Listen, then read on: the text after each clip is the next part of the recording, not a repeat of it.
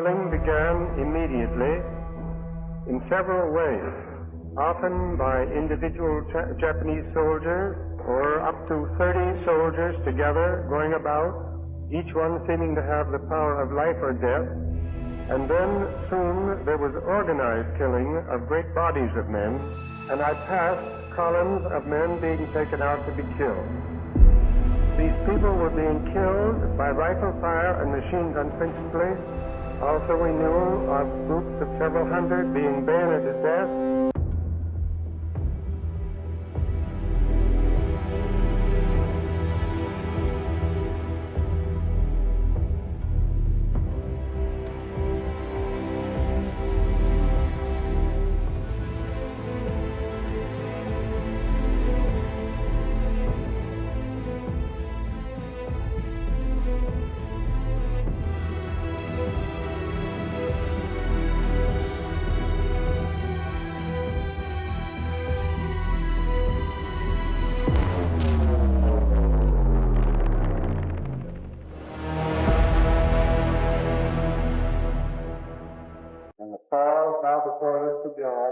Shall be the truth, the whole truth, and nothing but the truth, so help you God.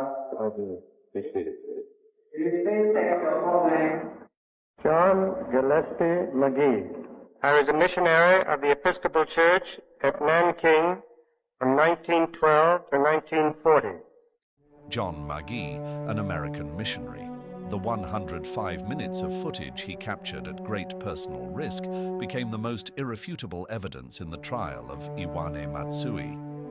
As the supreme commander of the Japanese forces during the Nanjing Massacre, Iwane Matsui was designated a Class A war criminal, bearing inescapable responsibility for his heinous crimes. Starting in 1907, Iwane Matsui was engaged in espionage and intelligence work in China. Having lived there for many years, he became a China hand. During his tenure, he was deeply involved in plotting and actively supporting acts of aggression against China. On December 1st, 1937, the Japanese Imperial General Headquarters accepted Iwane Matsui's proposal to attack Nanjing and issued a formal order to launch the assault. On the night of December 5th, 1937, invading Japanese forces launched a full-scale offensive against the outer defensive lines of Nanjing, marking the beginning of the Battle of Nanjing. On December 7th, he issued orders to mop up specific sectors of the city upon the fall of Nanjing. This directive paved the way for the horrific atrocities of the Nanjing Massacre. On December 13th, 1937, Nanjing fell. Recalling the scenes at the time, John McGee said, "For 6 agonizing weeks, the city was turned into a living hell." On December 17th, the invading Japanese forces held a formal entry ceremony to mark the occupation of Nanjing. Iwane Matsui entered the city through Zhongshan Gate to review the troops. During the Nanjing Massacre, the Japanese army carried out 28 cases of large-scale mass killings, claiming over 190,000 lives, and 858 cases of sporadic slaughter, claiming approximately 150,000 more. In total, the Japanese military massacred over 300,000 people. In May 1946, the International Military Tribunal for the Far East began a trial lasting over 2 years, examining the war crimes of 28 Japanese Class A war criminals, including Iwane Matsui. Finally, Iwane Matsui received his sentence, death by hanging. Despite his desperate denials, Count 55 remained an immovable verdict. As commander, he stood by and failed his duty. This crime of omission became the final judgment that sent him to the gallows. Ironically, this blood-stained executioner is still honored in the Yasukuni shrine, revered as a hero by some. 14 of the 28 Class A war criminals convicted in Tokyo trial are enshrined here. During the Japanese militarists' war of aggression against China, beyond the artillery fire and massacres, Doihara was one of the most dangerous demons behind the scenes. Kenji Doihara, a Class A war criminal convicted by the International Military Tribunal for the Far East, remains honored to this day at the Yasukuni Shrine. While justice may have been delayed, history ultimately proved that conspiracies cannot be legitimized, and aggression will eventually be held to account. On September 18, 1931, the September 18th incident broke out, marking the beginning of Japanese militarists' war of aggression against China, a conspiracy that was thoroughly plotted. Long before the incident, Doihara had been active in northeast China for years, sowing chaos through money, threats, and false promises. His mission was covert, to manufacture a pretext for Japanese militarists' intervention and conditions for occupation. The Japanese troops blew up a section of railway in northeast China and accused Chinese forces of sabotage. This was no accident. It was a staged plot with Doihara among the chief screenwriters. The Japanese Kwantung Army launched a full-scale invasion in response, and within a few months, the 3 provinces of northeast China fell under Japanese control. However, Japan was not satisfied with mere military occupation.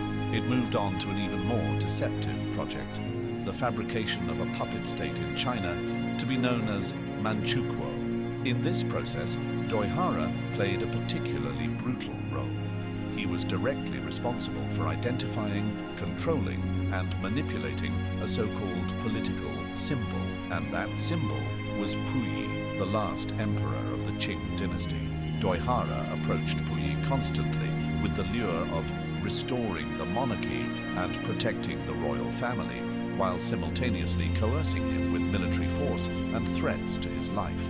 He calculatedly engineered Puyi's route out of Tianjin to northeast China, controlled his movements, and severed his communications with the outside world. The so-called inviting Puyi to return was, in essence, a political kidnapping orchestrated by Doihara. In 1932, the puppet state of Manchukuo was established, but this nominal country had no sovereignty, no independent diplomacy, and no military authority. All major decisions were made by the Japanese Kwantung Army and its intelligence agencies. Puyi was merely a puppet on display, manipulated by Japan.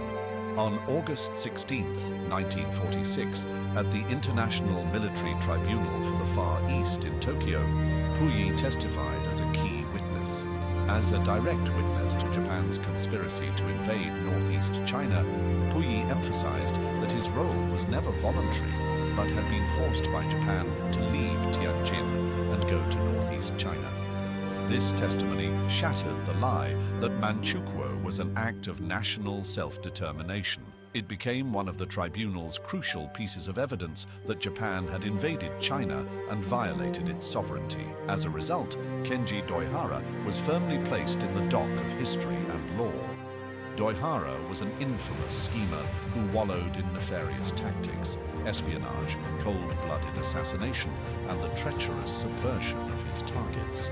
In November 1948, Doihara was convicted as a Class A war criminal for crimes against peace, violations of the laws and customs of war, and crimes against humanity, and waging wars of aggression and war conspiracies against China, the United States, the United Kingdom, and other nations. On December 23, 1948, Kenji Doihara was executed by hanging. From covert schemes to blatant massacres, the evils of militarism never ceased. Pearl Harbor, Hawaii, the United States. The USS Missouri, now decommissioned, was one of the largest battleships of the US Navy during World War II. On the morning of September 2, 1945, the ceremony marking Japan's unconditional surrender was held on its deck, formally declaring the complete defeat of Japanese militarism and the final victory in the world's anti-fascist war.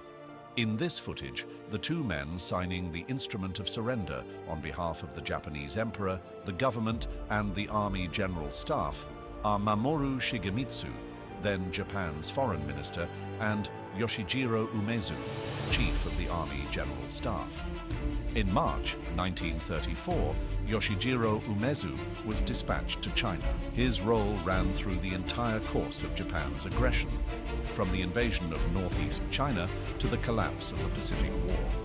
His name is closely associated with some of Japan's most notorious wartime crimes, including Unit 731 and the brutal 3 Alls policy: kill all, burn all, loot all. In May 1935, Umezu presented then-acting chairman of the Beiping Military Council, He Ying-chin, with an outrageous demand to expel Chinese forces from North China.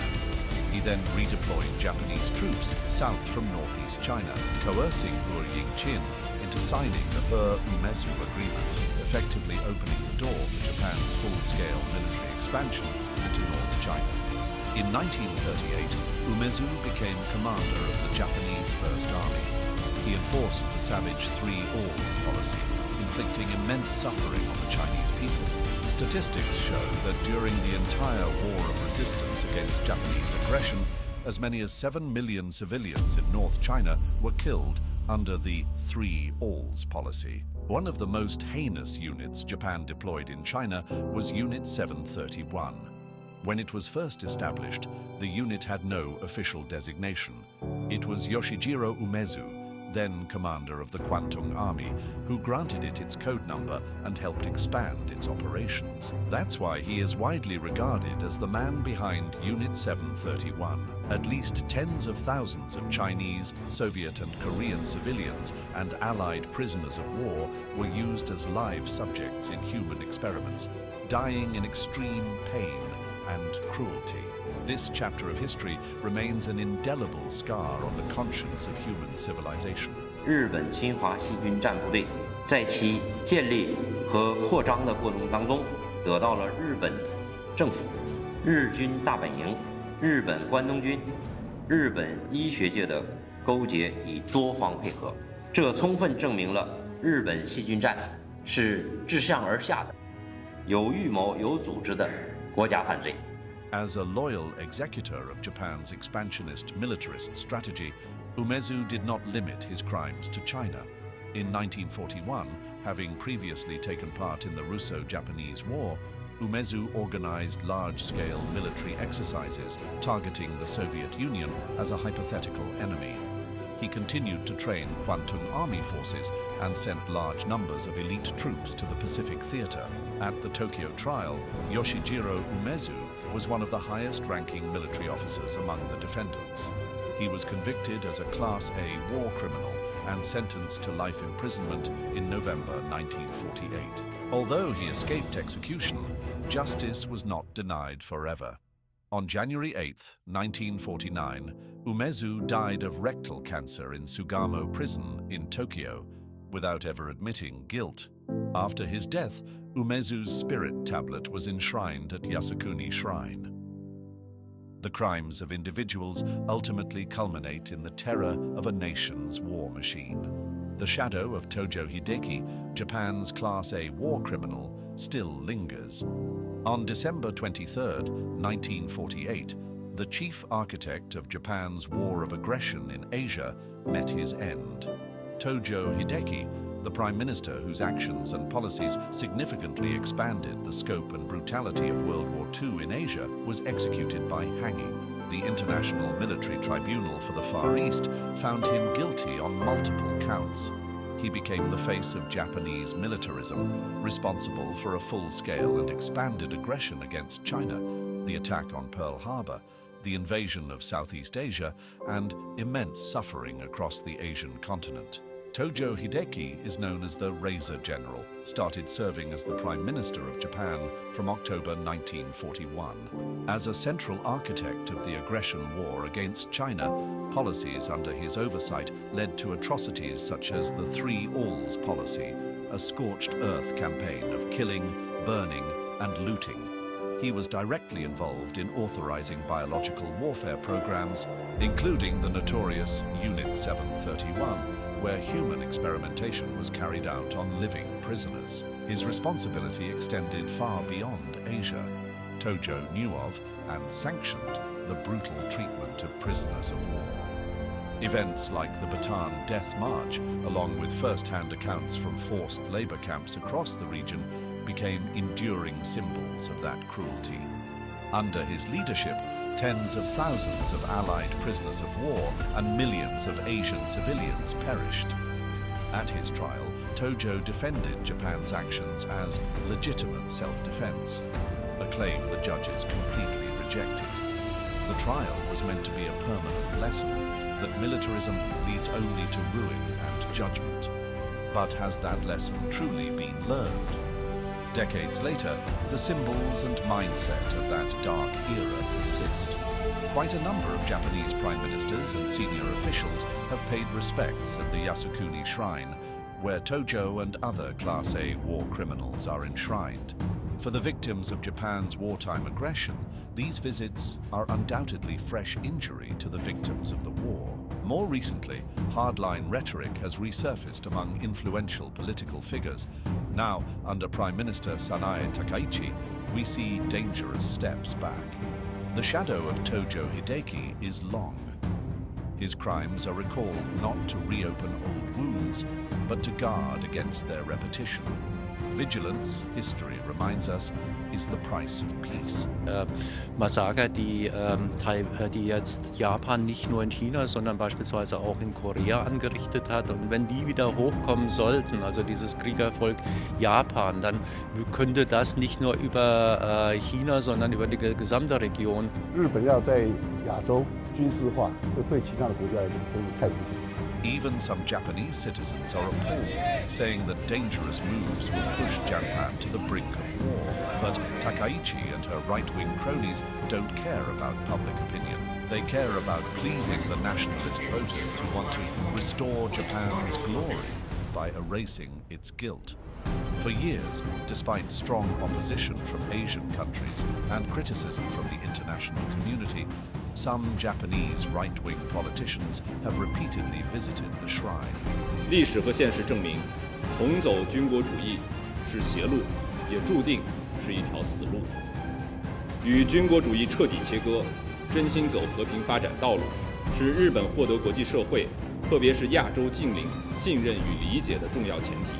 Exposing the crimes of Yoshijiro Umezu and other Japanese war criminals is not only about remembering history, it is about staying vigilant. The world must clearly recognize that the specter of Japanese militarism has not fully disappeared. Only by confronting the darkness of history can we resolutely defend the light. Only by thoroughly reckoning with past crimes can we jointly safeguard a peaceful future.